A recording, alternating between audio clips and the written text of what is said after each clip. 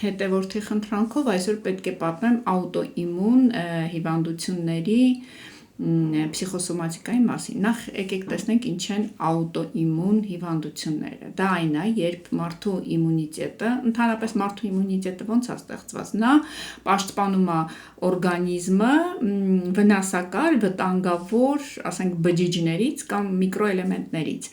Աուտոիմուն հիվանդությունների ժամանակ ուրեմն օրգանիզմը, իմունիտետը չի տարբերում իր սեփական ուրեմն միկրոէլեմենտները վնասակարից եւ սկսում է խժռել առողջ բջիջները, ենթադրենք։ Եվ ուրեմն որոնք են շատ են աուտոիմուն հիվանդությունը, ես հիմա մի քանիսը կասեմ, հոդերի հետ խնդիրներ, ռևմատիզմ, արտրիտ, արտրոզ, ցանկացած հոդային հիվանդություններ,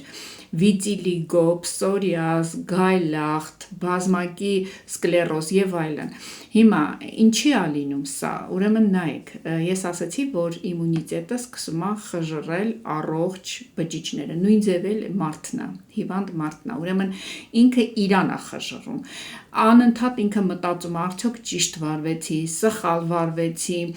մեղքի զգացում անդադ ունի, բա ես ինչի սենց ասեցի, ինչին ենց ասեցի, կասկածամիտ է այդ մարդը շատ, եւ ենթադրենք փոքր ժամանակ, որ ընտանիքում իր ծնողները վիճել են, ինքը չի իմացել ինչ անի, մեկ սրա կողմն ա բռնել, մեկ նրա կողմն ա բռնել, այսինքն չի կարողանում այս մարդը որոշումներ կայացնի, բայց այնուամենայնիվ եթե իր կյանքում գալիս է մի փուլ, որտեղ որ նա կարողանում է որոշումներ կայացնի կամ ինքը իրան չուտի, ազատվի մեղքի զգացումից, վստահեցնում եմ, որ այդ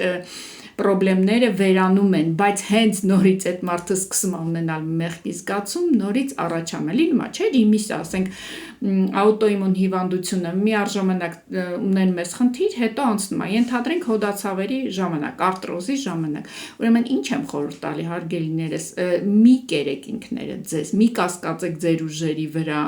մի ունեցեք մեղքի զգացում, կարողացեք ձեր որոշածը մինչև վերջ տանել եւ առողջ եղեք, ես վստահ եմ, որ դու կարող ես։